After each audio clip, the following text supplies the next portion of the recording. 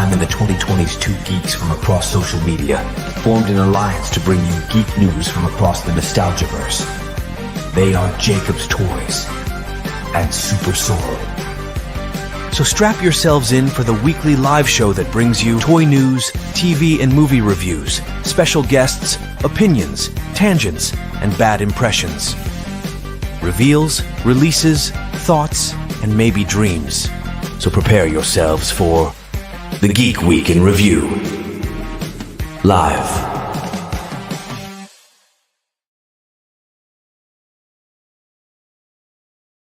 What is up? Hello. Episode 155 of the Geek Week with me, Jacob's Toys, and of course, the wonderful one and only SuperSorrell. So we can actually like touch fingers if you do it. Look, do it. Away. I can't do it. There. Oh, you're there. There we go. Hello, welcome back. Thank you very much for tuning in. We'll jump to the comments very soon. Thank you to everyone that's started to comment along so far. We go out live across a number of different platforms. We'll do our best to get to the comments and keep the conversation going. If you're watching live, then brilliant. Thanks very much. If you're watching us on catch up, like we know a lot of you do, Mr. Sorrell, what is it that they have to put in the chat? Hashtag catch up crew. Hashtag. I love it. Catch up crew, whatever you like. How's your week been, Sorrell? Good man, you? Yeah, it's been a good one actually. It's been a good week. Yeah, had a few bits here and there turn up, which is nice. Definitely nice. You got any pickups this week? No, I don't think so. Move up behind me. Have I bought anything recently? Not massively. No, not really. See, my stuff's already away. I did a little custom on the Christopher Reeve Superman, like a little bit of a kit bash with that.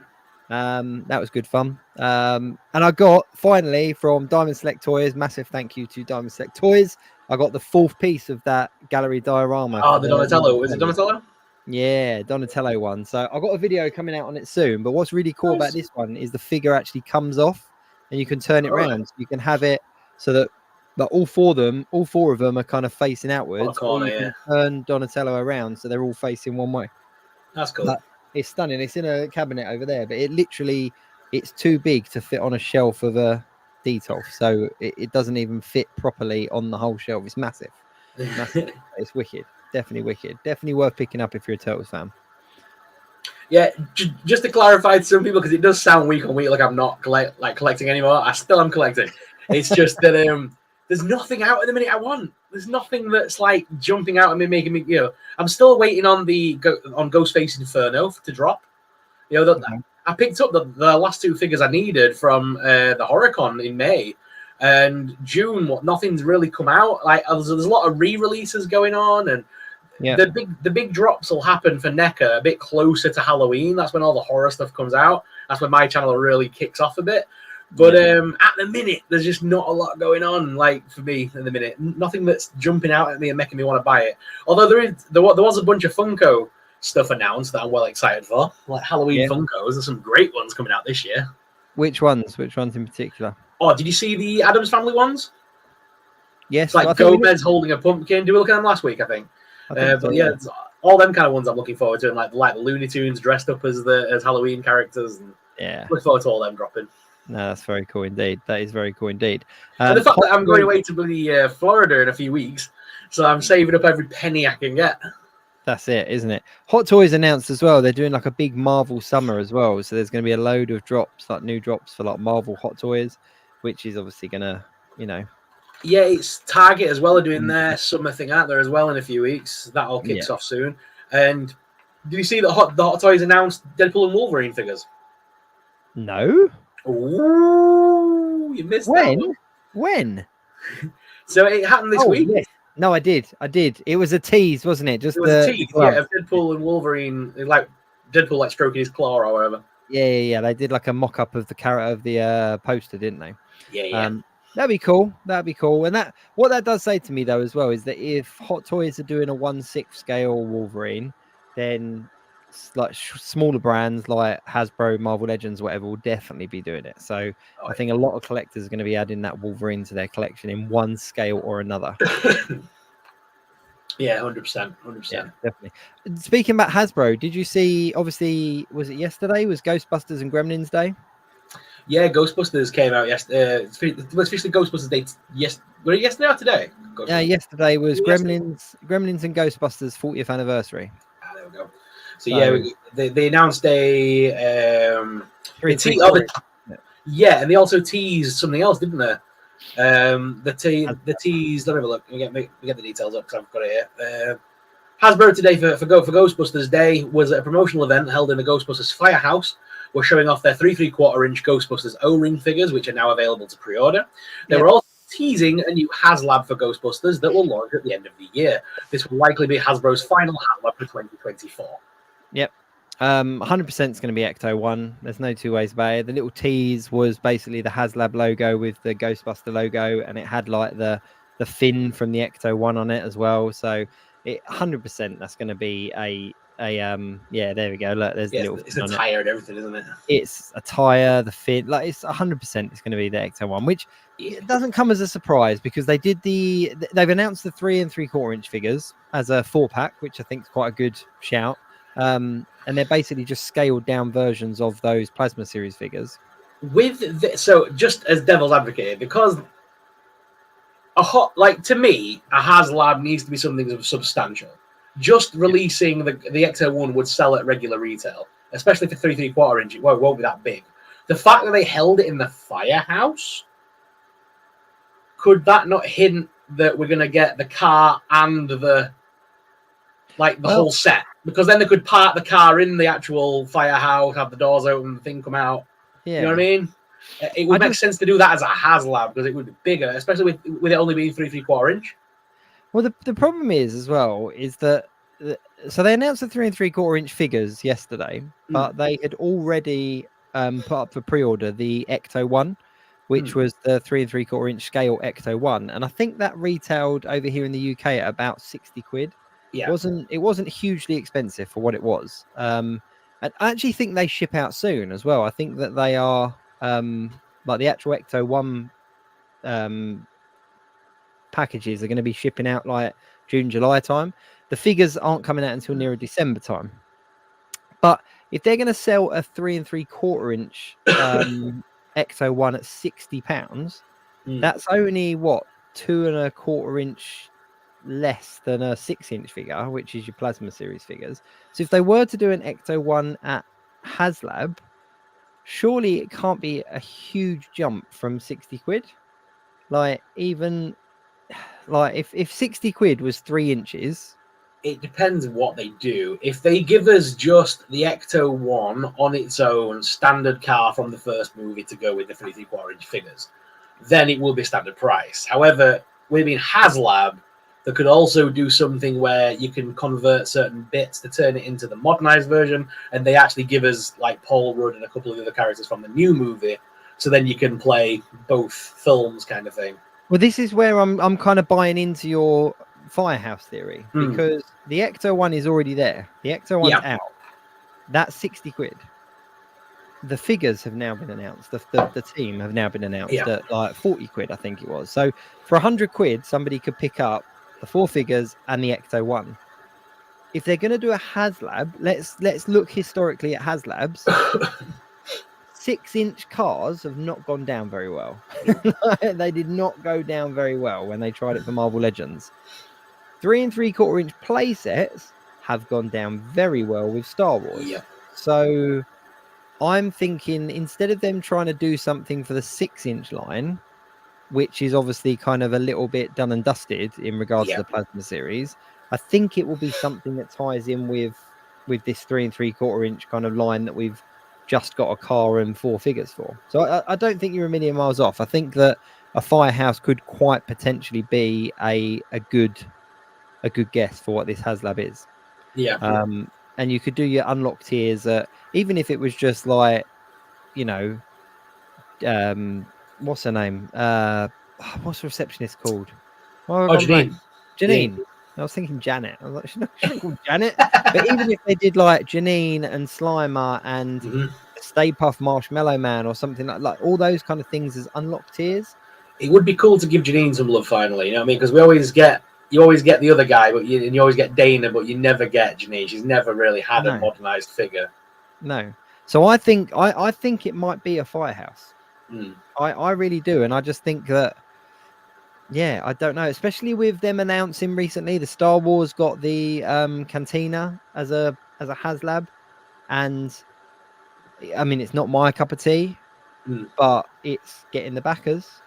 Imagine if they made the Firehouse. Imagine if they made it and made it electronic, so that you can push things on the back and it does sound effects from the film. Because then that would be cool to have Janine. If she unlocks and that, they can stick their sound effect in there. You know, the whole "we got one" and yeah, Ghostbusters. What do you want? I just think the Kenner Firehouse from back in the day, from like the late 80s, early 90s, popular. So popular. And it would fit really well with this new 3 3/4 inch scale. Like it would scale really well with it. So I think that a Firehouse, I think they might be saying, well, look, let's cash in on this. Because the Ghostbuster HasLabs have always done well, and they've always been 1-for-1 prop replicas, haven't they? Like the backpack and the. You could have a little clip on the fire pole, so you can clip them on and then push the thing at the back so it drops, and so many little play features. I think this Ghostbuster HasLab is going to be a Firehouse. Yeah. Let's call it now. That's it. We'll call it now. Yeah. I'm gonna say if it comes true, we'll call back to this on this moment. Yeah. 40th anniversary though. It's, let's go big or go home. Like, who knows? But yeah, so touched on it briefly. Obviously, they had the Cantina HasLab launch as well. Neither of us really massively collect Star Wars now, do we? So no, but it's there. It's a thing. Yeah, it's happening. There will be collectors out there that are massively excited for it. They've given a lot of figures with it as well. I think it's a fairly decent offering for what it is. But yeah. I'm just trying looking at the details right quick now on it, just because while we're talking about it. Here we go. Moss Isley can. While you're looking time to return. Let's give a quick couple of shout outs while you're looking it up. Emma O'Neill's in the chat. Ezra Gantos Tadworld, Shauna Ship, Luna Spring. Love that name. Andy Roberts is there. Start with Click. Shelley's there. John Hood. Ollie Bat. Figure Fan 36, who said, got 2 figures this week. You've also got Gap 55, and you've got Mateo, who said he can't see anything. But hey. I know. I quickly just checked my feed's live and it's working and everything's there, so I don't know what mine too. So, but there we go. So, Figure Fan 36 very quickly said, I could see them releasing the most recent Ghostbusters in a separate set like the original ones. Yeah, I completely agree. I think if it is a HasLab, if it's a Firehouse, they've world built instantly. They've got this Ecto one out. They've got the original 4 out. They've then got a play set. They've then got the opportunity to essentially drip feed us all of these extra characters, all of these spin-off characters, all of these kind of like subpar characters, the villains, the ghosts, all that kind of stuff. Like they could basically relaunch the plasma line really strong in 3 3/4 inch. So that's I think we're going for it. So the HasLab for the vintage collection Star Wars Cantina. Yep. Damn. Have you seen the price of this thing? Yeah, it is pricey. Like, Star Wars fans have money. Yeah. $499.99 plus applicable taxes. Ooh. $500, which I think the UK, I can't remember the UK price. I'll have a quick look. But either way, I mean, that, 8,000 backers? Oh my. Yeah. So it's... Where's my... There it is. Times 8,000 backers. Oh, that's a $4 million turnover for Hasbro right there. I mean, it comes up at £400, $399.99. Like you say, there's a target of 8,000 people, but they're currently sitting at 3,800, and they've still got 29 days left. Damn, it will back 100% because Star Wars Vintage is all about world building. That's a piece of Star Wars history. Everyone's going to want that because everyone's going to want to recreate the scenes from the film in there with the little figures and that. So it's going to do it. Did you see what they did with this one, though, that's different than the last ones? Nope.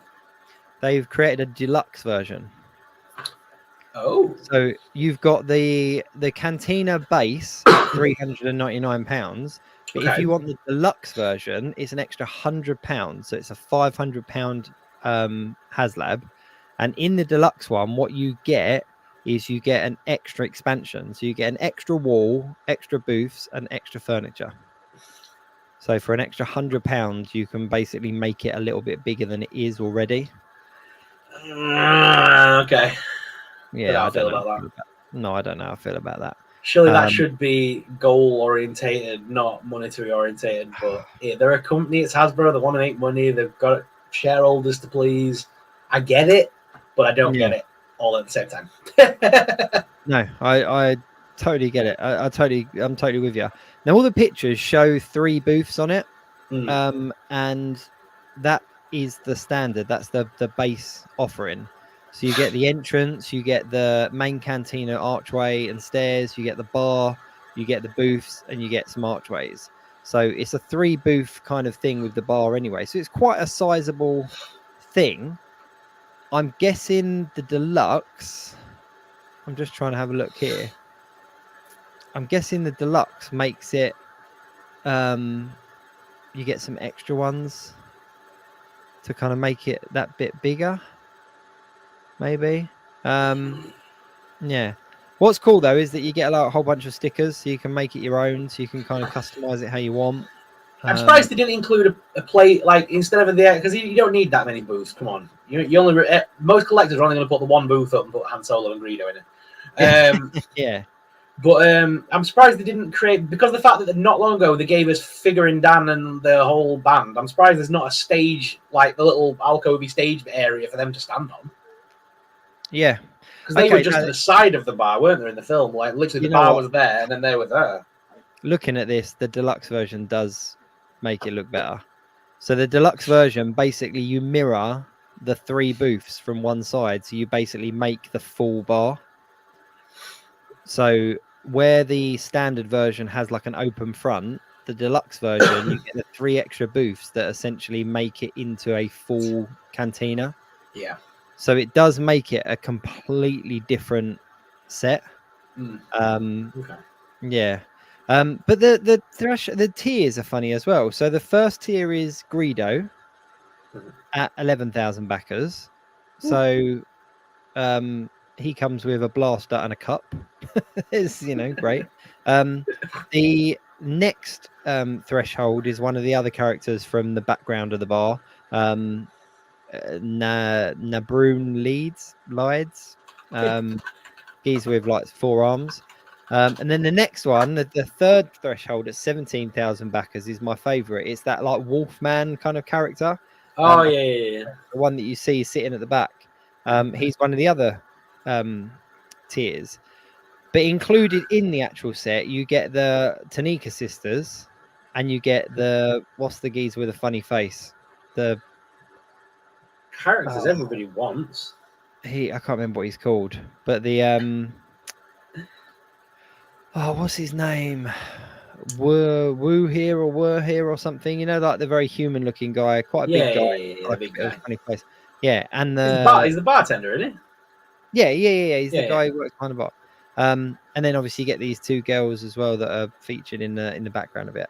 So the deluxe version is a better offering. So you get 3 more booths, you get 5 more stalls, you get 2 single seat chairs, you get 4 additional seat benches, 6 additional round tables, 20 more cups, and unique wall decor. So yeah, it does make it into almost twice as big, but 500 quid for a 3 3/4 inch. So I'm loving the Hasbro's thing on the HasLab on the page. So like one of their boasting facts is 8 different types of cups, over 100 total cups, people. Yeah, it's crazy, isn't it?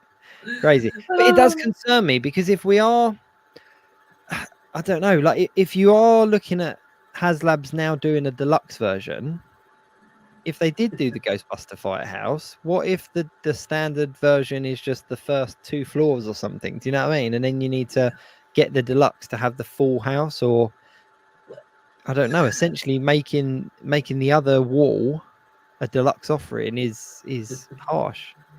Yeah, and let's not forget you get exclusive stickers. Everyone loves a sticker. Everyone loves stickers. With all the propaganda of the Empire on stickers. Yeah. But there we go. I mean, like, look, Jenko T's in the chat. He said, "Thanks for the love, guys. Means a lot." He's invested in a HasLab, the deluxe version, 29 inches in depth. I have no idea how I'm going to display it. And John Hood simply said, "All the cups." Yeah, but I'm loving the. But wait, there's more. Get you got to get the deluxe pack, and you get 20 more cups. That's 120 cups, people. Who's got? Why would the canteen didn't even have 120 people in it? No, that's a lot. You're gonna have a lot of spare cups. Just quickly, I'm going back through the chats here. Jenko T is in hospital. That's why he's saying thanks for the love. But he's watching us from a hospital bed with headphones in. So speedy recovery, my friend. Hope that you're feeling better. So at least I've got you guys to keep me entertained. So we'll do our best. Bigger fan 36 said 100 cups. My life's complete. 120 cups now. I'm kind of liking the Wolfman. I'm kind of liking him. He's kind of cool. Yeah. He's literally a dude in a Halloween costume, but I love it. Oh yeah, massively. It's quite accurate. As well said Cantina would be so cool for toy photography, and it really would. I mean, there's no hate here at all. Like, you know what? No, I'm joking around, but I love Star Wars. I'm just joking around. If Star Wars is your thing and 3 3/4 inches, like this is a cool offering, and if you can afford it, go for it. Like it's, and we are joking about cups and stools and stuff like that, but from a toy photography point of view, that's amazing.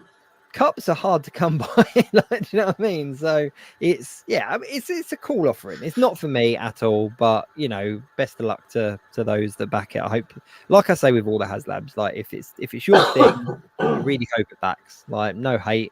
It's if there are people out there that want it, so let's hope that it gets back. All I can say is that one of the guys that do 3 3/4 inch videos on YouTube, someone's going to make that their new background and fill that cantina bar, because I know I would have done. I mean, I had my own little makeshift one, and I used that for ages. For a long time, I used that one. You did, didn't you? Any 3 3/4 inch figure I had on that little display, and I kept changing up the people in the bar for every episode so it looked like it were active. Yeah. Shall I tell you what? I think it will make for some really good stop motion as well. Oh God, yeah. Like to be able to, because the funny thing as well with like action figure photography, stop motion, all that kind of stuff, like it is difficult to get backgrounds that kind of give you the full wraparound experience, and you might be able to set up a really good shot with some like diorama pieces and stuff, but then you're missing parts. So yeah, I mean the offering's there. I would just want to get like I would want to get a 6-inch Han Solo and put him in there. Have everyone else a 3 3/4 inch, and then just a massive Han Solo like wedged into a booth. Either way, no matter what happens, you will never find a more wretched hive of scum and villainy. We must be cautious. There you go. But yeah, so that's that. So yeah, anything else that was released or teased this week? There was quite a lot actually this week. There was quite a lot of different things going on. Like NECA San Diego Comic Con 2024 have announced the Flash Gordon from the movie. Yeah, I saw that.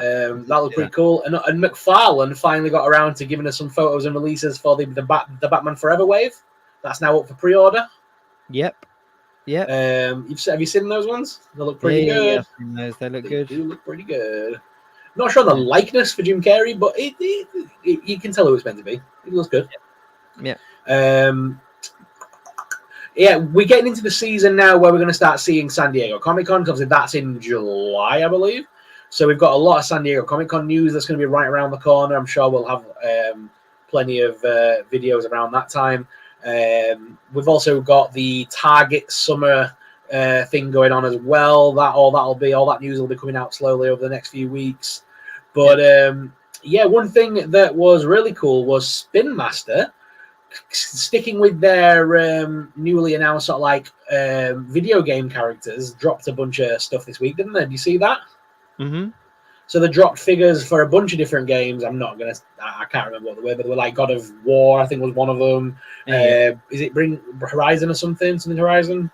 Horizon Zero. They had a few figures announced, and there was on the teaser image you could see like Ezio Auditore and like some of the Assassin's Creed characters. So they're really going to town on this PlayStation line. Yeah, that's cool though. I think that cool. that would be a cool one. Yeah, no, I'm excited for those. For me, one of the best things announced this week was actually a lot of movie news and TV news, because we've now found that there's the Terminator coming to Netflix, the Terminator Zero. Yep. Timothy, I can say his surname, Timothy O'Phelan. He's voicing the Terminator in it. Nice. So yeah, it's giving it a bit of credibility for me. Jumping over to computer games a little bit though, we don't talk about computer games a huge amount on the show, but there was two computer games that popped up this week that definitely got our attention. Which one do you want to talk about first? Come on, you apes! Do you want to live forever? Yes, Starship Troopers. And we've spoken about Starship Troopers quite a bit on the show in various different, very different contexts and stuff. But we were saying, weren't we? We couldn't work out what kind of game this is. Yeah, it looks to be a hybrid of both what we were saying, because there's bits where you can build and look top down and sort of like get the troops to go into certain areas. But then there was like bits of the trailer where it was third person, like, blowing up. Shoot 'em up, yeah. Shoot 'em ups. So, I mean, I think there's going to be a bit of both involved, which is quite cool. It's a different take on it. I'll probably pick it up at some point. It's the fact that Casper Van Dien has come back to do the voice of Rico again. Yeah. I think there's a document somewhere that legally says that you cannot do a Starship Troopers property without offering him a part in it. But yeah, I hope that it's quite simple. That sounds really a weird thing to say, but like with the Jurassic Park Evolution games, for example, I was so hyped about those.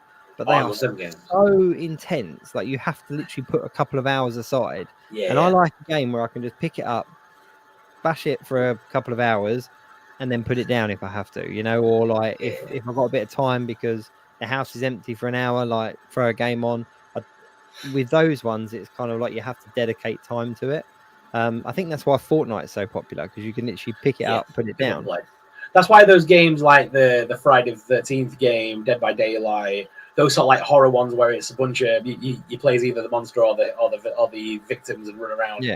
Leatherface and all them. They're all really popular for that exact thing. You can literally pick it up, play a couple of games, put it down again. No story involved. It's just a couple of games, a couple of rounds of gaming. My favorite game announcement though was the Power Rangers Rita's Rewind. Yeah, it's very much in the vein of what they did with the Teenage Mutant Ninja Turtles. Obviously, there was a game like this back on the Super Nintendo because I owned it. Yep. But it was very hard. It was a very hard game. This looks like a modernized kind of version of that, which is what they did with Turtles. They kind of took the idea of Turtles in time and gave it a new, fresh spin. Yeah, it just looked like a classic arcade beat 'em up. Like it just looked awesome. Like there was no two ways about it. Every part of that trailer, I was like, yep. Even the bit where they're going along on a roller coaster in like corresponding coloured cars, like it's like, yep, I'm behind. I can get behind that. That's fine. But it does look cool. It looks like a very cool game. Yeah, and it's a Mighty Morphin Power Ranger story, isn't it? As well, from looking at it, I think it's definitely based on them. Yep. But see, I knew you were going to say that one, but there is another announcement that I don't think you've seen then that I think you're going to find really, really funny. Go on, then. So, because the film came out so long ago, I can't believe this is coming back out, but Willy's Wonderland, the video game. What? It's a 2D beat-em-up game where you can play as Nicolas Cage and basically like Tekken-style beat the crap out of the animatronics. Hang on, a Tekken-style game with Nicolas Cage as a playable character. Yeah. Let me show you some screenshots. Let me show you this bad boy. So this came out in 2021, but it came out as like a thing for you on mobile, and that was it. But they've given it a fresh coat of paint, and it's coming back out for Xbox and Steam, and it's coming back out for all platforms now. And a 2D beat 'em up game. Let me let me show you some mad looking screenshots for this. But yeah, you can play as like. Well, I'm really surprised though that they didn't kind of rip off the Five Nights game. I'm surprised, but there's probably legal reasons for that. I'm honestly surprised none of their team have reached out to Scott Cawthon yet and actually made an official crossover. Yeah, even in Because like a the game, games are so similar. Yeah, or a comic book. I mean, a comic book series would be ideal. even like this type of game would have worked. Yeah, so you can play as different characters from the movie and fight the various animatronics in like a beat 'em up style. Wow. Oh, it's so funny. You know what, that looks better than I thought it was going to. I thought it was going to look really naff, but that actually looks quite good. Yeah, and yeah, you get like little points come up every time you smack someone. You have like a point system, see how many points you can get and try and beat your high score. Because obviously in the film, most of these play in a video game, isn't it? So Yeah, kind of kept that element of high scores and stuff in there, so you can kind of try and beat. There's got to be a pinball bonus round. There has to be. I hope so. But yeah, that will be getting a re-release for Xbox, PlayStation. It has appeared back on the Xbox Store over the last couple of days, but it's not downloadable at the moment. But it will be back. It will be back. Cash in on that cow. Yeah, I've got a feeling it'll be on Game Pass. To be honest, at this point, 'cause it's an older game. Yeah, I think it'll just be a free download. But did you see Funko's Fusion? Did you see that announcement? No, missed that one.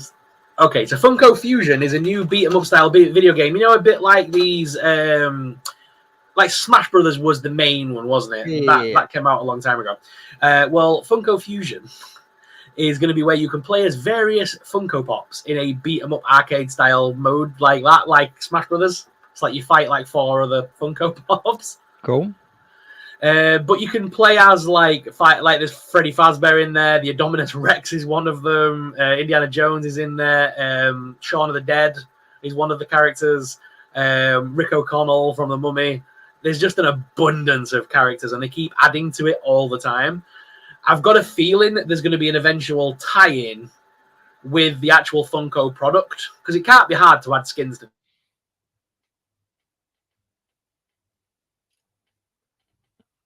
Oh.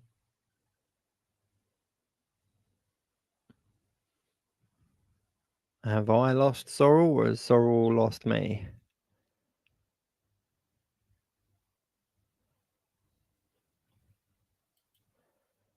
Okay. Am I talking to myself? Have we lost Sorrel? Let me know in the comments if you're seeing me or if you're seeing Sorrel.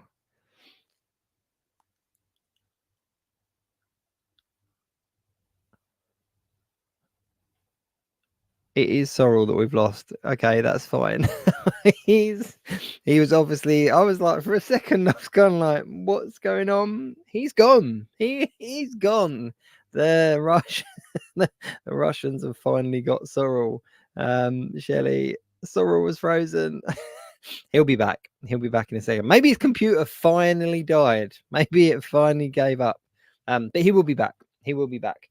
But yeah, I'm really hyped personally for the Power Ranger game, just because it looks like a classic beat 'em up game. Yeah, it's just a good game.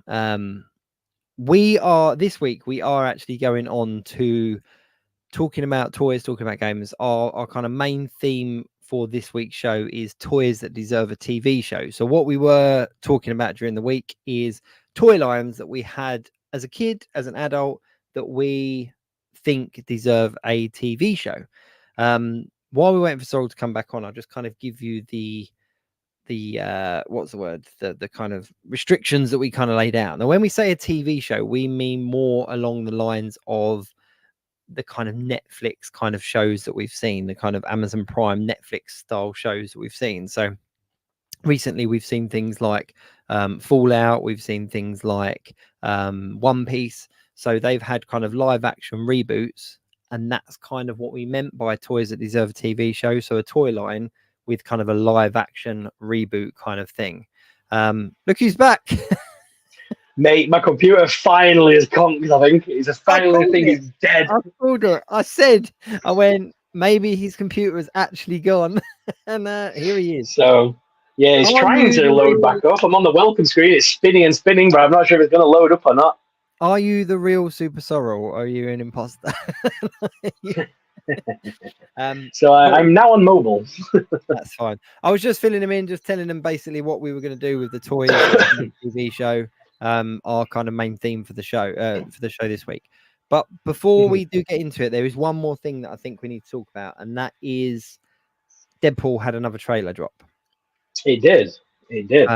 And I don't even care. I'm not going to say spoilers because it's in a flipping trailer, right? Because I posted something from the trailer, and I had some people like kicking off and going like, "Oh, it's such a spoiler," and I was like, "How is this a spoiler when it's a trailer that was shared by the studio and by the actual person himself?" Like Ryan Reynolds shared this trailer. Like it's a trailer. Like nothing in that trailer is a spoiler. That's the whole point of a trailer, is for people to think about it and share it and discuss it to get people to go and watch the film. But there was a couple of people on my Instagram going, "Oh no, it's such a spoiler!" Like, "Oh, I'm following you," and I'm like, "Do your thing, mate." Like, I just really don't care. Like, that's so, like, you know. But luckily, there was a lot of people also in the chat, in the comments, that kind of were like, "Come on, mate, it's in the trailer."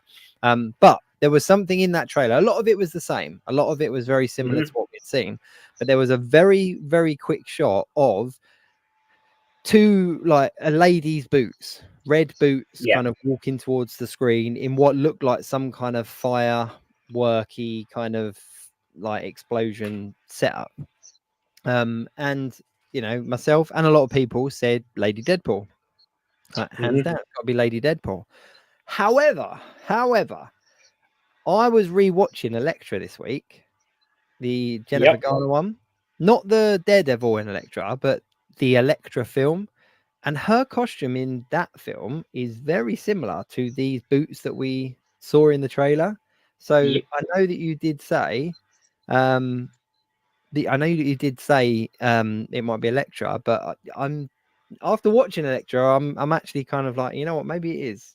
And that's not a spoiler because we all knew that she signed up for the film. Like, that's been talked about since before we had a trailer.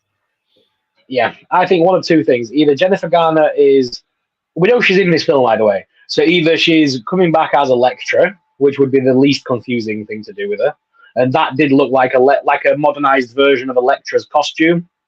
Because there's no way, without sounding rude, there's no way at Jennifer Garner's age they're going to shove her in latex again, like a proper, like, full-on red flappy suit. It's not going to happen. She ain't going to have a comic accurate one.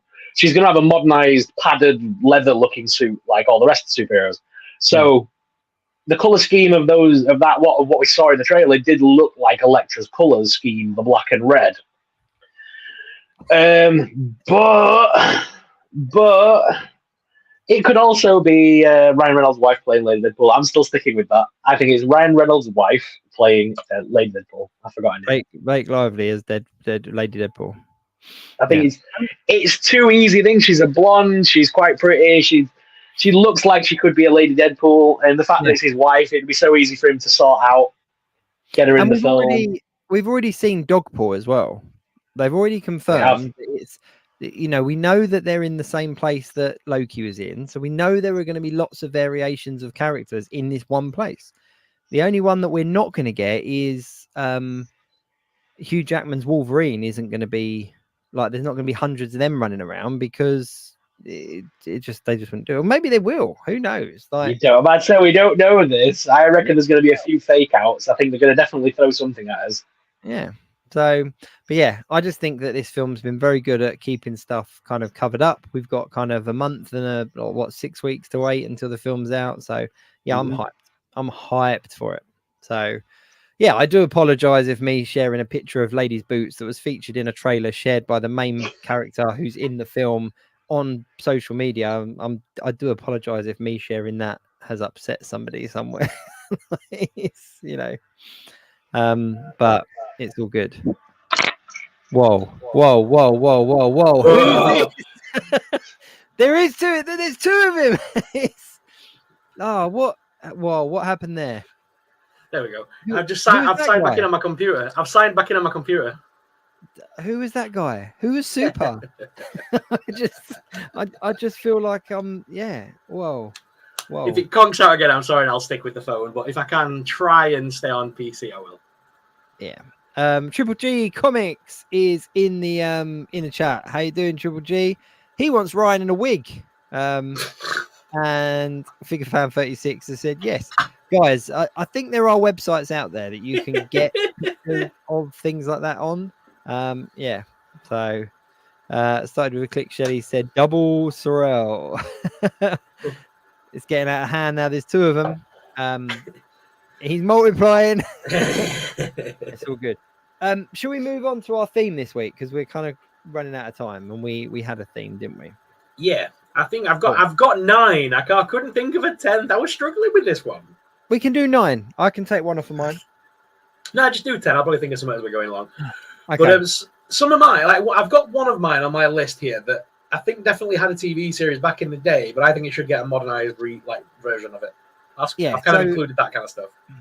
I was along the same lines that I was kind of like, you know what, some of these have had TV shows, but we're talking more like your Fallout TV show, your One Piece TV show, like where we're getting these live action, high budget remakes or reimaginings or whatever. So toy lines that we've had that deserve a TV show like that.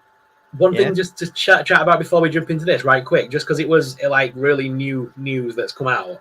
Did you see that because of the hype of the Barbie movie, like Mattel's plans, did you see what they've done? No. So they've greenlit a load of new movies.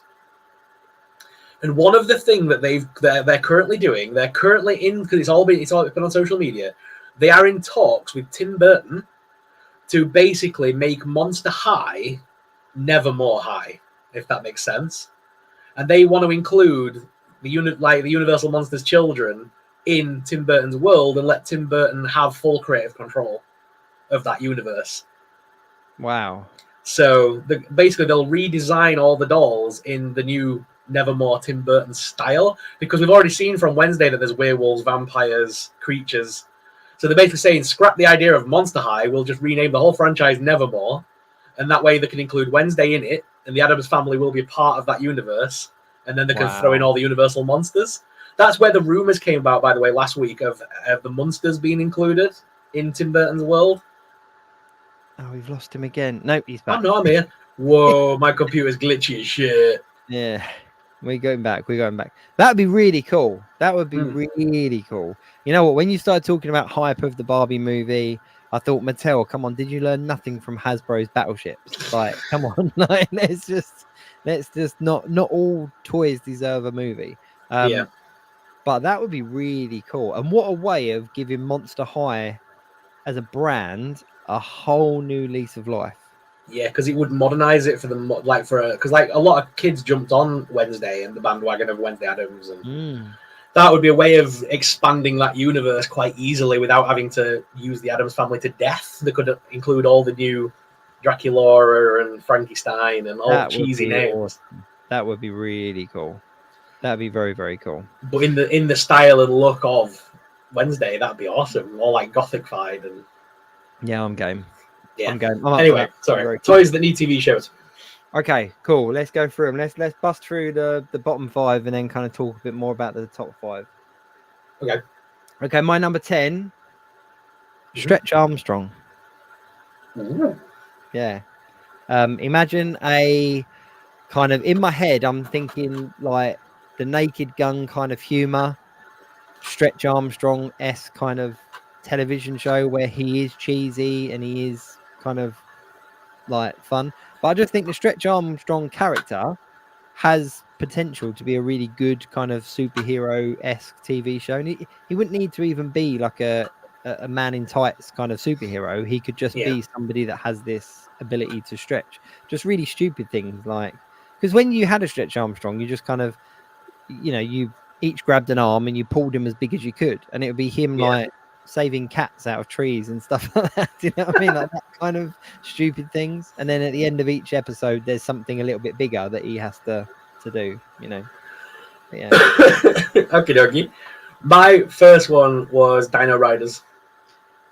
Oh, how did I miss Dino Riders? But I imagined it because obviously I put my little ideas as I was doing this list. Dino Riders, but in the style of Camp Cretaceous. Oh, how did I miss Dino Riders?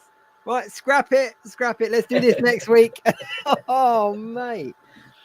Yeah, that'd be amazing. Yeah, in the style like how they've done it for the Camp Cretaceous thing, where it's kind of a kids thing, but adults, it's accessible, a bit like what they did with Rebels and stuff like that. That kind of a cartoon CGI that's for families. That would work so well. It wouldn't work as a live action gritty show, but it would work as a Camp Cretaceous-esque. Oh, that would be amazing. That would be cool. Okay. My number 9 is only number 9 because it was a huge TV show anyway. Okay. But because we haven't had it as a movie, I put Thundercats as number 9. Nice. Yeah, I just think Thundercats in a Fallout style show would be incredible. Yeah, definitely. Even as like a kid show. Yeah. Like you know, like how they've done He-Man, like Netflixy kids animation, but for adults. That'd be cool. Yeah. Now, do you remember Celebrity Deathmatch? Yep. Back on MTV. Okay, hear me out. That style, but monster wrestlers in my pocket. Yep. So that's cool. that silly sort of slapstick stop animation style, but wrestling, but like wrestlers that are monsters. Yeah, that's cool. I like that idea. That is cool. All right, my next one again had a bit of a TV show anyway, but to me it was all about the toy line.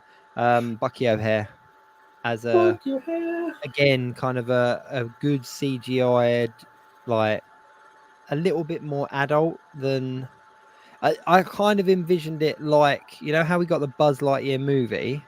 Yeah. So something like that, where we've got this kind of, the animation's a bit better, the kind of, it's a bit more gritty, but it's still very campy and fun sort of thing. So yeah, Bucky O'Hare. Cool. Furby the movie. What, as a horror? Imagine like Gremlins.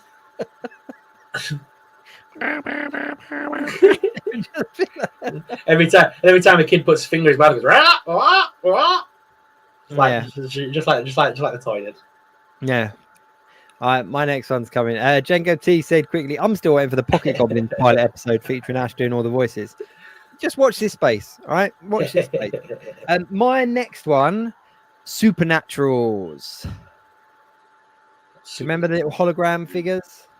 Oh, I think we've spoken about it before, haven't we, on the channel? Yeah, I think so. Yeah. I just as a, you know, the kind of Wednesday-esque, like kind of, it's scary, but it's not hide under your bed scary. It's not rated 18 scary, but there was enough in it as a toy line that you could play around with that quite a lot. Okay. My last one of my least favorite 5 is a live action version of Street Sharks. I didn't put Street Sharks on mine. So live action version, because imagine if they did it in the style of the original Turtles movies, make it a retro looking 80s 90s looking thing with big suits with big suits with animated faces on them made by the Muppet Studios and that. Yeah. That's what I imagine. My favorite still from the Turtles film is still that one where you can see the person's eyes inside. It haunts me. All right, so the last one of my bottom 5 would be Mighty Max. Oh, I've got Mighty Max in my top 5. Oh, okay. So Mighty Max went on my. You wait till you hear my top 5. Mighty Max slipped into place number 6, but I know that there was a cartoon that kind of accompanied the toy line, but it was a toy line first, wasn't it? It was like it wasn't a very popular cartoon. It came to VHS quite quickly, and it didn't really do very well. But you say, a modernized Netflix retelling with a new toy launch would be amazing. But I think as a live action show where you've got main protagonist, you've got Max, but it's sort of some kind of portal-esque thing, so that each episode he gets sucked into a different one of the play sets. So in one episode, it's like an Egyptian one, and he's in like the snake, you know. And then after he's kind of completed that and he's got out, he's sort of back home. And so each episode is him trying to escape the play sets as such. So Yeah. I think that would be quite fun, but it'd have to be live action. Okay, that's a sound good. So my match was in my top 5. So coming in for me at number 4, then, Action Man, the live action. If Henry Cavill was like Action Man. Yeah, but like when I'm saying Action Man, I don't mean I'm not talking G.I. Joe. I'm not talking James Bond. I'm talking Action Man, complete with Dr. X as the villain with the eye patch and the big clawed hand. Yeah. And I'm talking Gangrene as one of the villains. You remember him, the little gangly green guy with the green spiky hair? Yep. Yeah, I want it all. I want all of it. I want it to have a dog called Raid and everything. That'd be proper 90s cheesy toy line style. That'd be very cool. All right, next on my list is, who am I going to put in? One, Centurions. Ooh. You know, the 3 that had the kind of clip-on stuff. Yep. Again, it did have a cartoon that kind of went with it back in the day, but I just think as a live action, like making those suits. The thing with the cartoon is the cartoon was literally the toys in a cartoon. It was very He-Man-esque, where it was like, this is a long advert to support the toy line, and the characters in the cartoon looked very much like the toys. But I think that the idea of these kind of mech suits where these things clip on and they kind of build up and they can extend on it and everything like that, that would be really cool as like a live action CGI fest where they're having to do things. I just think that'd be a lot of fun. Yep, I'm all for that. That sounds good. Boglins. Live action. Horror. No, just regular like family entertainment TV. Imagine like dinosaurs back in the day.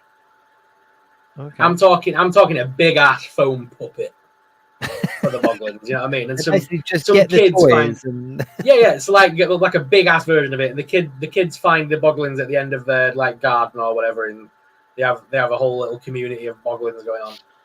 You know what? Boglins would make for a really good horror as well. It would, yeah. Yeah, it really would. Because there was something really, like, I remember that there wasn't a huge amount of Boglins, like the actual toys, but they got everywhere. So they had the main Boglins, didn't they? And then they had the mini Boglins. Do you remember those? I had the mini Boglins more than the main ones, I think. They even did like a cereal Boglin. Like there was a cereal that had Boglins in it as the toy, which was like, they're quite hard to get hold of nowadays. But I think even just as a horror would be quite good.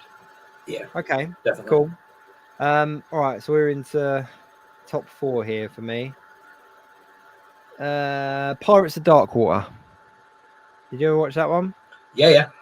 So that was a cartoon Toy again. line. But again, I think I've spoken about this. Like for me, it was a toy line just because I had all the toys from the market, and I had it as a toy long before I knew there was a cartoon of it. Because this is obviously before Sky Television and cable and stuff. So yeah, I just think it would make for a really good, similar to One Piece. The way that One Piece was done, it was a kind of a campy, fun pirate show with like a whole array of very different characters. Triple G Comics said, I'm not familiar with that one. Oh, really? The toy line was amazing. It's what? The toy line was amazing. Didn't they reuse? Grab a quick picture of it. Grab a quick picture of the toy line. I daren't touch anything on my computer right now because I don't want it to go pop again. So I'm gonna decline that one. Okay, I'm not gonna go. I'll tell you what, in the thumbnail, the geezer with the blonde hair, that's Ren, I think his name was. He was like the main guy. But yeah, Pirates of Darkwater. It was just a really cool thing. And his like Griffin kind of awkward Griffin companion, that red bird thing that he had. You will have seen the toys, Triple G, because they repurposed them for the Hook movie, didn't they? Some of the ship got relaunched, and the ship got relaunched, and a couple of other little things got relaunched for the Hook movie. I remember, if I remember rightly. So, but they were great toys. That big, the big red ship was one of my favorites. Yeah, it's one toy line, one kind of retro toy line that I'm like, you know what? I think I'm gonna have to collect it again. They were my bath toys as a kid. Yeah, bath toys. I wanted to be. I'm sure his name was Ren. I'm sure it was Ren. But as a kid, that was whenever I played a game with someone, I was like, yeah, I'll be him. I'll be him. He's cool. But yeah, I just think that as like the way that they did One Piece, I think if they did Pirates of Darkwater in that style, it would be amazing. Hang on, Boglin's in the style of Cabbage Patch movie. There's a Cabbage Patch movie? Yeah? Have you not seen it? The Cabbage Patch movie? Yeah. Andy Roberts with a win there. I didn't know they made a camera. I've been looking at that bad boy over Yeah. Triple G said I had a box of bath toys as well. Yeah, my kids now have a box of bath toys. Like you've got to have a select amount of action figures and toys that they just stay in the bathroom because they're the ones you play with in the bath. I don't have a bath anymore. I have a shower, but I wish I had a bath because I would invest in like a boat, like a Playmobil boat for the bath. That's what I've got. It's not for me. I don't play with it. Yeah, God, they lay that back the little sailing past. Yeah. Okay, cool. What's your next one? So, Five Nights at Freddy's doesn't work as a movie franchise. I'm sorry, but it doesn't. It's too campy, too cartoony, and too big. Like the idea of it is too grand scheme, I think, for a movie. However, as a kids' TV series, very similar to Camp Cretaceous, Rebels, like CGI style, but like use the books and comics that have been released to make a TV series, I think would be a lot better. They could base it on the style from the games as well. They could do a lot of there'll be a lot of reuse for them with the 3D models and stuff. Yeah, they'd be able to just shove the video game characters into like a TV series for kids. Yeah, makes sense. Because 90% of I know the original thing wasn't actually aimed at kids, but the audience is 90% children. So I think by making a live action, like a cartoon TV for kids, I think it would go down really well based on the video game lore and stuff. Yeah, I completely agree. Just quickly calling back to what we said, Andy did say, sorry, Garbage Pail. So the movie was Garbage Pail Kids. Yes. Okay. I still haven't seen that one. I know that one exists, but I've never seen that one. I'm going to say Cabbage Patch movie. That's weird. You know what? I always kind of put the two as one. I remember when the Garbage Pail Kids came out, and it was kind of like, it's the Cabbage Patch Kids. Like, but it wasn't. It was the Garbage Pail Kids. But they weren't very popular very well. The Garbage Pail Kids. No. Not like in the States. I remember the film though, because there was like you had the main kind of character, and then there was like a weird kind of crocodile monkey kind of thing in the film as well, and it was very much along the lines of that kind of Howard the Duck kind of puppetry CGI-esque. It's a weird one, but it wasn't great, but it was what it was. Okay, so into my top 3. How many you got left? I've only got one left now. Okay, so I'm into my top 3. So I'm gonna put Mask, not Jim Carrey, but Mask as in the Cars. Yeah. I think that would be awesome as a TV show, especially as we're getting so many kind of, with like, if you think about like the Mad Max films that we're having at the moment, and like the Fast and Furious and everything like that, there is a genre of car-based action movies. And you think of that meets Transformers, like I just think it would make for a very good fun. It would have to take itself seriously and not be a joke, but I think it could be quite cool. I never had Mask as a kid, so I'm not really up on Mask. It wasn't one of my toys. The volcano base was just. Cars in general weren't my thing and still aren't. So like anything that was like car orientated, I was never bothered. Like Transformers was never a thing for me. See, I really liked Mask. There was one car that like the doors flipped out and it became a flying car, and the wheels went underneath. Like it was just very cool. It was. I slam to this day. I've always been more of a pocket toy kind of a guy. So like, as much as I love action figures, I would buy a lot more of like the Mighty Max or like the Monsters in My Pocket or things like that. Like the smaller style toys was always my thing. Yeah, no, I get it. Whereas I was the opposite. I was like, I want it big. I want a massive toy that I need my friend to help me carry it. Like, but yeah, okay. Shall I do one more then, so we can? Yeah, do one more. Rattle them off. Can I guess your next one? No, because you might guess my top one. Okay. I tell you what. Let me say the others. I think it begins with a C. A C. No, neither of these begin with a C. What was your guess? Centurions. I know I said Centurions. Oh, have you already said that one? Ah, okay. Yeah. No. Okay, so my next one, number 2, would be Brave Star. Ah, okay. Now, yes, there was a cartoon, came out at the same type of time as He-Man, but again, it was a toy line for me. Like, they were the figures. And I just think looking at the Ghoul and how the shoot 'em up scenes, like the Western kind of shoot 'em up scenes in Fallout were, I just think to have a new Western TV show that's also a space Western would just be very cool. Brave Star was just a very cool character. Strength of a bear, like, you know. Yeah. Go on, Em. What's your hang on, just very quickly. Triple G has said, just bought Brave Star 3D comic tonight. John Hood said, loved Mask, still have a box Rhino. Oh wow, that's cool. Triple G said, Mask should come after Transformers versus G.I. Joe. Mask should be the team designed to combat the robots. Love the toys. Yes, agree. So our top ones. My number 1, Green Army Men. You know the little Green Army Men, little plastic soldiers? Oh, I never would have guessed that. Imagine, but set in the real world. So it's like the Green Army versus the Tan Army or the Red Army or whatever you want to call them. Yep. And it's basically like every episode is like they're fighting for the house, basically. The kid has got the Green Army soldiers. They're his favorite toy. He goes to school every morning and the toys come alive like Toy Story. Imagine the Toy Story style green soldiers fighting another bunch of soldiers. That would be very cool. But it's got to be so tongue-in-cheek. So I'm talking like they're walking through the kitchen and there's the garbage disposal open. Yeah. We could just walk around it, sir. God damn it, Johnson, that's not heroic. We got to swing. That would be very cool. That would be very cool. That really would be very cool. It's a really shame that obviously Emirate, what's he called? The guy who voiced Sarge. It's a shame he's passed away because imagine his voice doing that TV series. It could be a spin-off to Toy Story. I'm surprised Pixar's never thought of it. It could be a massive spin-off. I just like the funny thing is like how they would fight, because obviously none of them actually shoot. Like all of the other things that they have are very like the parachutes and everything like that work. Do you know what I imagine? Well, it's like in Toy Story, the goggles are always solid green, but in the film they worked because they actually used. You actually learned like the first film, they actually used them. Yeah.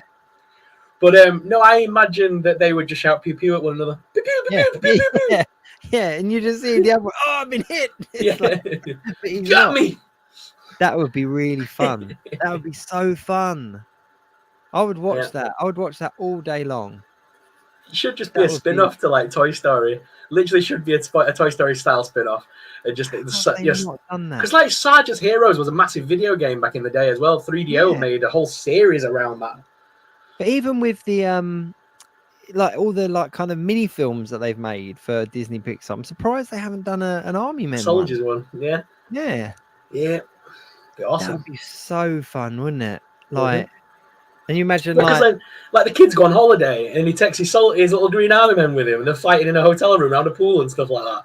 Then the next little there could be little 10-minute shorts. The next episode is in the kitchen, one episode in the bedroom, one episode in the garage, the park. Every episode's a new fighting ground. One episode where one goes undercover to like infiltrate the other team, and there's like a Green Army Man surrounded by tan, and he's just like trying to blend in. It rains and it all washes off. Yeah, damn it. That would be so much fun. That's a really good top pick. Imagine the cat gets, you know, like the cat in the house. You know what I mean? Like every time it goes like he's a canine enemy.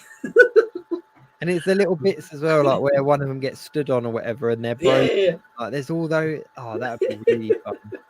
That would be really a kid fun. With a magnifying glass burning one of them. He's torturing him. We gotta save him.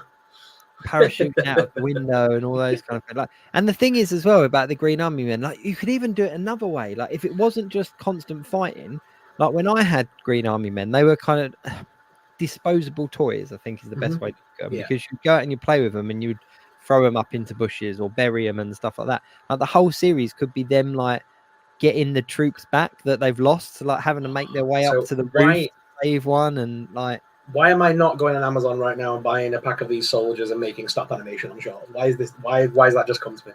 Yeah. Yeah. I tell you what, you get the green ones, and I'll get a different one. I'll get a different colour one, and we'll do some kind of shorts. Yeah, because like you say, like there could be whole episodes like Operation Recon where they've got to recon what toys are coming for Christmas, like in Toy Story, things like that. This could be so many things they could do with it. Yeah, it'd be awesome. That would be mate. That's a really good top pick, mate. You win this one. That's a really really good top pick. My top pick, and I know you were trying to guess it, but it was Visionaries. Yeah, Visionaries, not Centurions. I think I meant Visionaries, not Centurions. Yeah, I know you did. You talk about it a lot. I just loved it as a toy line. They were like the old O-ring style toys. Mm-hmm. They had holograms, which were obviously massive at the time. There was a very small run TV show animation, again, just in the vein of kind of He-Man, where they kind of tried to give these backstories to the characters and that. They had all vehicles, but it was just very cool. And I just think that if you kind of made it live action, so the suits kind of looked cool, the holograms looked cool, it just has a lot of potential to be a very fun kind of reimagining of a very like naff toy line back in the day. Like, do you know what I mean? They weren't the best made figures, but they had holograms, so it was kind of like, yeah, cool, count me in. Knights of the Magical Light, that's what they were called. Visionaries, Knights of the Magical Light. But yeah, I just think it would be cool. I mean, it would be great to see another animation, but it would be even cooler to see like a live action reimagining, retelling of that story, because even the original pilot episode was them. It was all about kind of, the idea was that kind of science meets magic, and the wizard, the sorcerer, kind of gave them the powers, and they were all in these kind of suits anyway. So you would have it could be based like in the future, and you've got like this army of people and they're fighting, and then they get these powers to kind of overthrow some kind of mystical magic or something like that. But yeah, and they all got holograms based on something inside them, like that represent them. So obviously, you know, the strong one got a bear, and the kind of Weasley one got like a rat or something. It was like, you know, so yeah, I just think it would be very cool. Very cool. My favorite one was the guy that got the cheetah, and there was a scene in this castle they were trying to get out of, and there was this stereotypical big guillotines all the way down the hill. Because he got the cheetah, he sit down there and like didn't get cut by any of them. But yeah, it was a really good animated series, but I think it would make for a really good live action show. When you started mentioning the animals thing, instantly in my head, I wanted to say, I'm the frog. It just reminded me of Power Rangers so much. Like, Tommy, you are the bear.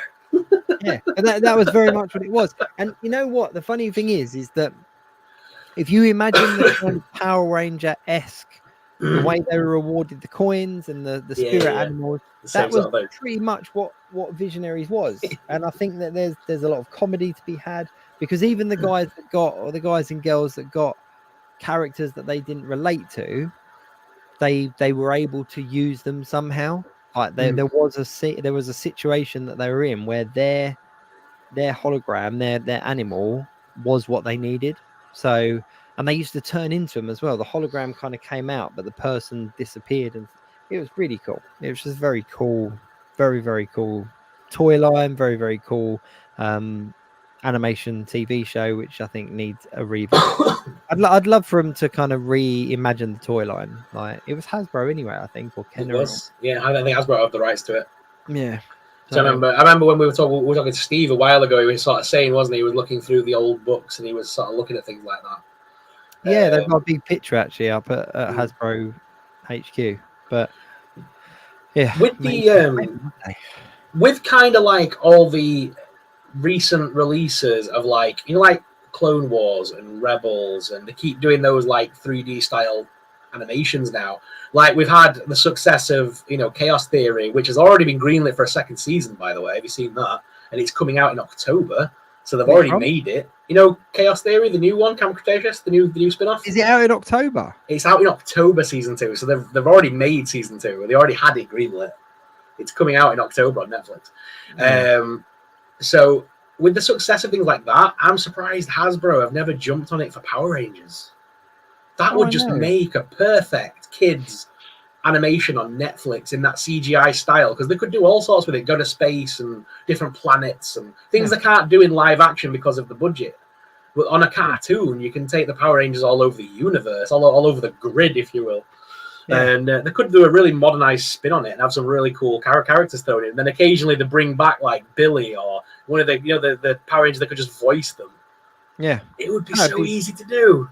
Yeah, and they would be able to basically just immortalize the characters, like completely immortalize the characters. I've got to throw up Triple G at the moment because he's saying about Visionaries that they had all poems to activate their power. So that was just a typical kind of thing of its time that they had to. And he's even written one in one of the comments. Look, the arrow turn, the swords repel. I mean, nothing pierces a mortal shell. And then he, yeah, it was good. It was good. Yeah, I think that there's a lot of potential. I agree with you. I think there's a lot of potential for a lot of franchises and like properties to have these animated shows. And like you say, Chaos Theory or Camp Cretaceous have shown that they have room to grow. Like another one that I thought of the other day. Do you remember like when The Mummy was popular and it had that kids' TV show?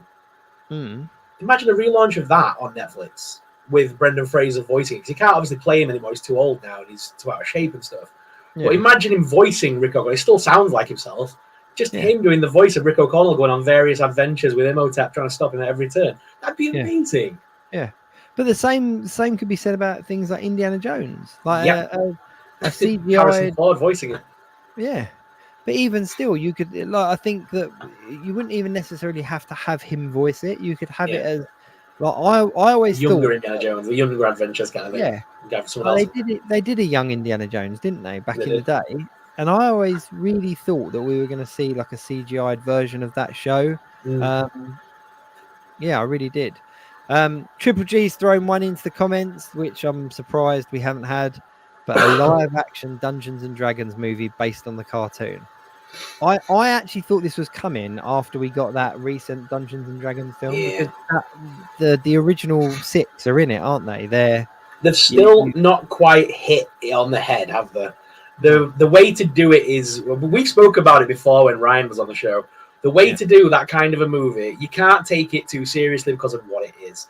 Yeah, it's got to be the essence of the game, but in a live action format or whatever you want to do.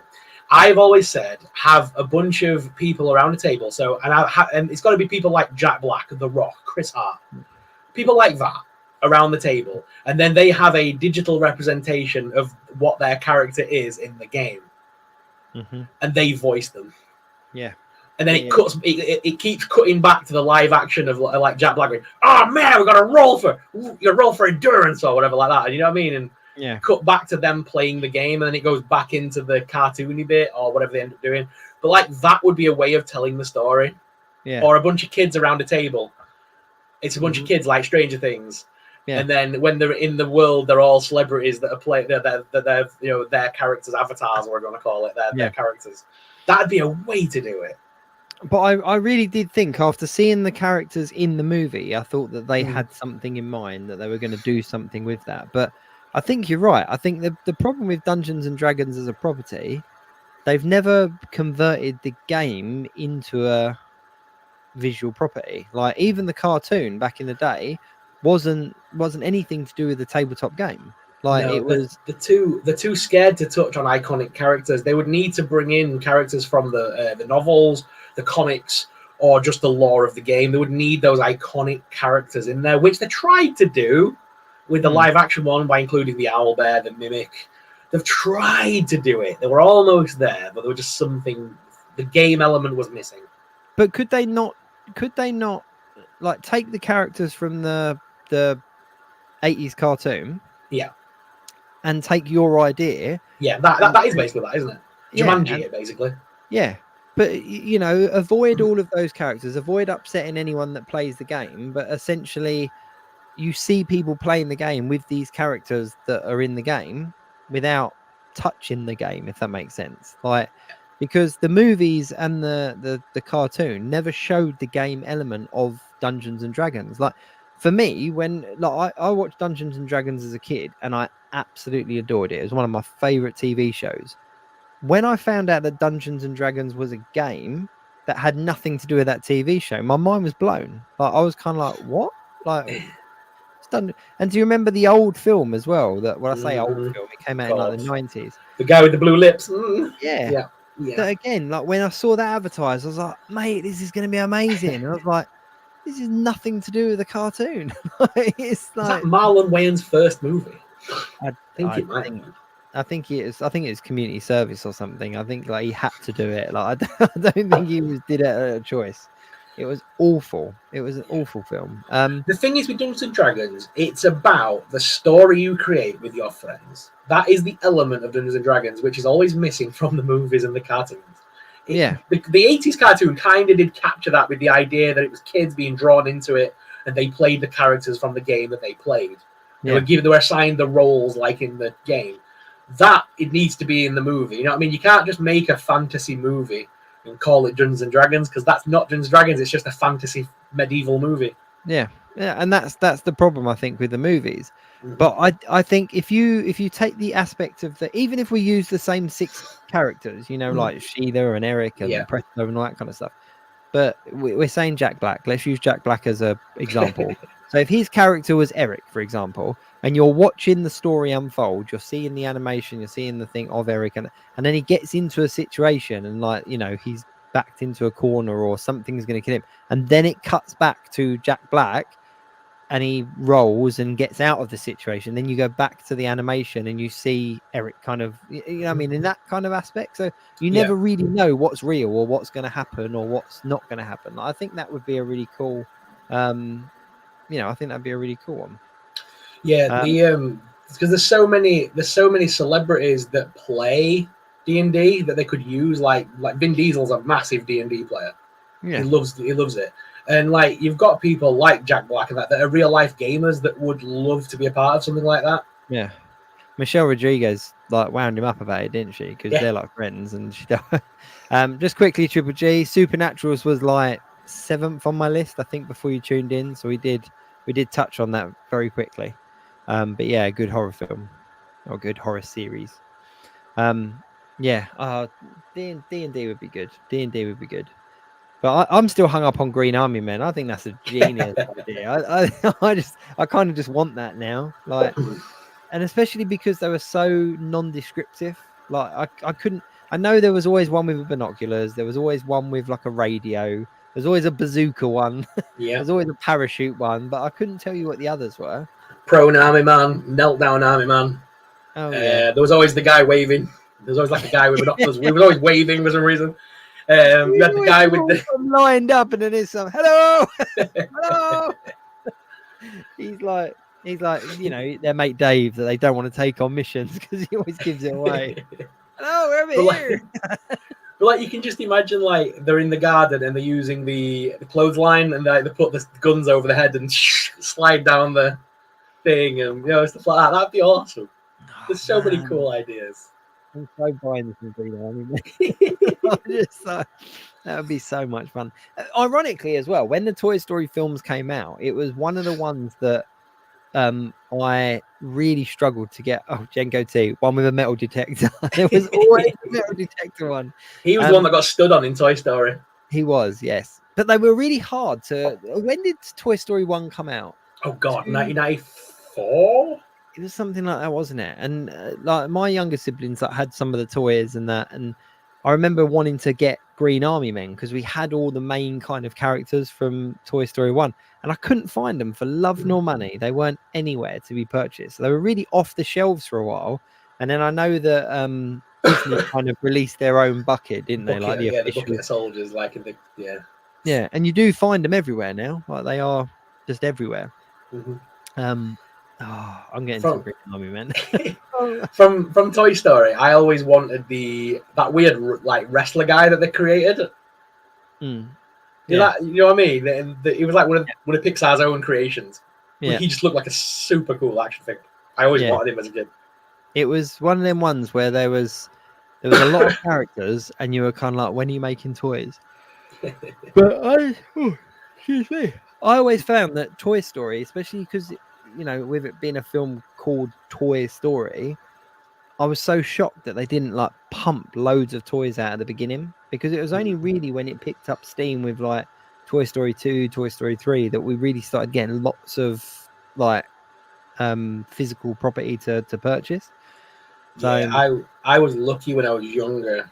I was taken to Disneyland Paris, and at the time, Toy Story was the biggest thing out. I had all the McDonald's toys, put it that way, because those were the main toys that came out for Toy Story at the time. yeah. I had all of them. I had Rex, I had Ham, I had Buzz, Woody, Bo Peep. I had all of them in the McDonald's toy style in my little backpack. I was only about 5 or 6 when I went there. Jesus, and I got my mum and dad bought me the one big toy that they got me that on that trip was the Buzz Lightyear. The one that talks and wings came out, and it was that proper 90s shiny silver one that they released, the one that was like metallically shiny, the one that's like a fortune to buy now. It was one of them bad boys, and I had him for years on my shelf. Yeah, they were good. We've still got a box of Toy Story toys in our playroom. We got Slinky Dog was the one that I hated the most, because it essentially was a Slinky. It's a proper 90s toy, but it had like a bit of string in between it, so you couldn't fully extend him. You could only pull him to a certain extent, and then the Slinky bit kind of just wobbled around. And it was like, no, I want to do like Slinky Dog stuff with him, but I cut the string and instantly regretted it, because now it's just Slinky knot. It's like it's like the front end of a dog, the back end of a dog, and then a knot of metal. And I'm just like, oh, okay, that was a really bad choice, wasn't it? They put that string there for a reason. For me, it was all for Toy Story. The funny thing that I love looking back on it, as a kid, you never noticed it. But looking back now, the voices are amazing. So, like, Slinky Dog is just a dude that's had too many cigarettes. You know what I mean? Like, hey, everyone. You see the bloke who plays, you see the bloke that plays him, you go, you should not be in a children's movie. My favourite was that Wheezy penguin. I need you quicker. Yeah. But it was Toy Story 3, and do you remember the phone? Yeah. He was in the shadows, all secretive, and he rolled out and he pulled his little thing off for Woody to pick it up, and he had this voice. And he's like, you were not expecting that voice to come out of that phone. The funny thing as well, in our Toy Story box, we have the phone as one of the toys. Wow. Because we had it from back in the 80s or whenever it was released. And it was one of them toys that just kind of got passed down and kind of kept. So we still have the phone in our toy, like, as a used toy, like, and our Toy Story box is that not worth a fortune now? No, surely Are you not. Sure, surely not. Toy Story collectors would kill for one of them phones. You reckon? Yeah, there are people out there. I know, right? There are people out there, because I follow a lot of the channels, that basically buy the Toy Story toys and make them movie accurate. Oh, wow. Because half of them are not movie accurate. Like, people want to rip Woody's arms off and re-stitch it on with red stitching to make it match the movie. Yeah. Things like that. And like, he went to the extent of putting extra stuffing in his arm, because like in the film when he has his arm pumped, it's like proper bicep in it. Mm-hmm. So stuff like that. People genuinely like recreate these toys to look like the proper versions. And I'm pretty sure that phone, come on, it's got to be worth something by now. You can literally buy it. You can buy one brand new now from John Lewis for £14. Oh, I'm not talking about the new one. I'm talking about like the one you've got, the battle worn one that's gone through childhood. Like an actual vintage. He would have that voice, He would have the "I've seen some shit" kind of voice.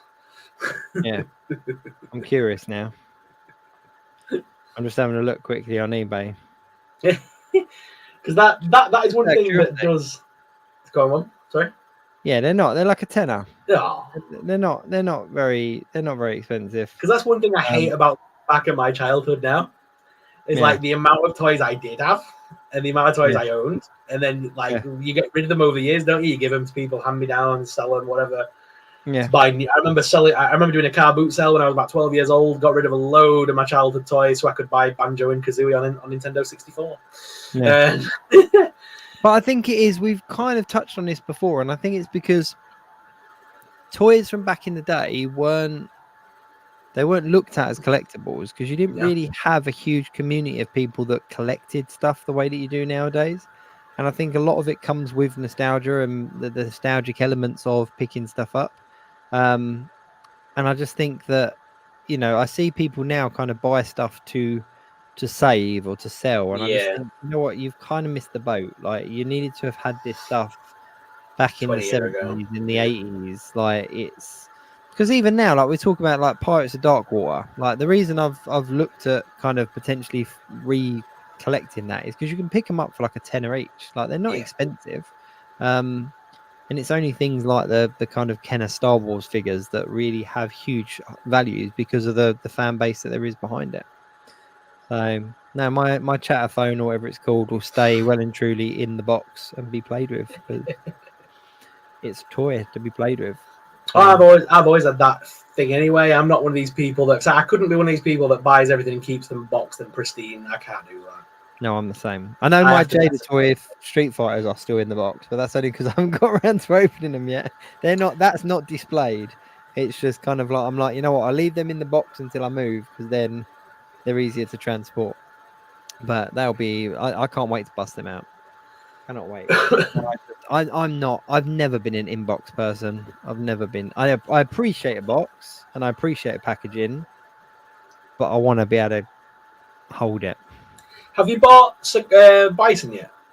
No. You not picked him up yet? Oh. You Bison need to pick him and up. Tim. You need to pick him up, and you need to open your Chun-Li. You need to open him up. You need to do a shot, and you need to find that clip from the film. You need to, you know what I mean. Yep. Yep. Yep. For you, it was the most important day of your father's life, but for me, it was Tuesday. That's it. That is what it's gonna be. Raoul is the go, man. He's the best. Yeah, that was cool. Cool. Oh, I'm still hung up on Green Army Men. Though, mate. You've done it. Green Army Men for the win. If that comes out now on Netflix, I'm suing. Yeah, we've got it. We went live tonight, so it's the idea is there. But yeah, is there anything before we do kind of round the shop? Is there anything that we're anticipating this week? Obviously, we didn't really talk about it, but we had Star Wars Acolyte first 2 episodes. The reason we haven't touched on it is we are going to do an extra episode of Geek Week Plus after episode 3 and just talk just all about Acolyte because there's a lot to unbox there. Yeah, and some people have been messaging me asking for my thoughts on Doctor Who, and then I've spoken with girl Jacob here, and he's gonna binge watch the series because it ends in 2 weeks. It basically next week is part 1 of the finale. Week after is part 2. So to coincide with the finale, we're going to do a show for all around Doctor Who, because then the idea is we can talk about this season and our thoughts on it, but then also just Doctor Who in general. We'll have a whole episode dedicated to the Doctor. Oh, Doctor Who themed episode. Yeah. So we will be doing bonus episodes, like Geek Week Plus episodes on those particular things. So don't worry, we haven't forgotten about them, we haven't missed them. But I don't think there's a huge amount else going on this week, is there? There's not anything that I know of being announced. No, on the 12th, which is this week, we're getting some announcements. But that's about it. Yeah. Basically, when it's there was for those that are into it, there was the FNAF trailer this week from Five Nights at Freddy's for the new video game. Mm-hmm. And they basically come up with a website URL to go to, something like Freddy's Pizza or something like that, something daft. And you went to this website and it just has the date of the 12th of June listed. So some things there's going to be, and then Funko put a thing out saying the 12th of June. They put the same little cryptic message. Scott Cawthorne's website put the 12th date on there, and so there's going to be like a Freddy's sort of announcement for the game and Funko and all the toys. And we obviously saw that. I think we talked about it, didn't we? Where Funko are no longer the major license holders for Five Nights. Yeah, now. Yeah. It's now gone to Jazzwares, so I'm interested to see if they announce anything on the 12th. Maybe we'll get first glimpses of what they've got plans for. That'd be cool. But no, there's nothing major coming out this week. I even looked at like the DVD and Blu-ray releases this week, and they're pretty naff, to be honest. There's nothing really big coming out. The big films came out last week, so nothing new. I'm sure there'll be something. There'll be something that happens, and we'll come up with a theme for next week's show. We've got a few in the pipeline. Next week's show, we'll have good old Triple G with us. Oh, is that next week? That's next week. 16th is our Summerween. Quickly.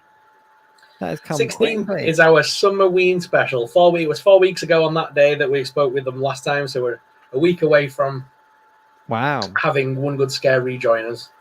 So yes, One Good Scare once again will be joining us for our Summerween, where we're going to talk about summer horror films and all the stuff to do with Summerween. Camp Crystal Lake and yeah, Camp Fear. What it called? The dodgy summer. What are it called? Summer Camp Fear. Summer Camp. That really weird one that had like it was in the 70s or something, and it was like or the 80s, and it was like the first film was like a serious horror movie, and then the second and third one just became like parodies. Just a joke of themselves, yeah. It's gonna be a good show. I picked up this monstrosity the other day, which is Pool Party Massacre. £4 as well. That's like, you know. But yes, we're gonna have One Good Scare on next week, and then we have got a whole list of shows that we're doing for themes. So we've got the next kind of like half dozen penned in already. But yeah, so just in a nutshell. Green Army Men as a TV show, we want to see it. Visionaries as a live action, we want to see it. We think that the HasLab for Ghostbusters is going to be the Firehouse for 3 3/4 inch. Deadpool trailer showed us some women's boots. Is it Elektra? Is it Lady Deadpool? Who knows? And if Star Wars Canteen is your thing, then go for it. You'll never find a more hive of scum and villainy. And Monster High might be crossing over with Wednesday. Look forward to that. And there's some good computer games coming out. So there we go. That's it. Everyone that's been chatting along in the chat, we do hope that you've enjoyed the show. Do obviously join in with the chat if you're watching us on repeat. Throw them comments on it still, and use the hashtag Catch Up Crew. Thank you everybody for tuning in. Quick shout out, Jenko T. Hope that you get better soon, mate. Obviously hope that we've kind of kept company tonight, but yeah, speedy recovery and all of that. I think that's about it. Thanks very much for tuning in, everyone. That's it. Till next week, keep it geek. Thanks for watching. Please like, share, and of course subscribe. Tune in next week for another live show. Until then, keep it geek. www.geekweekinreview.co.uk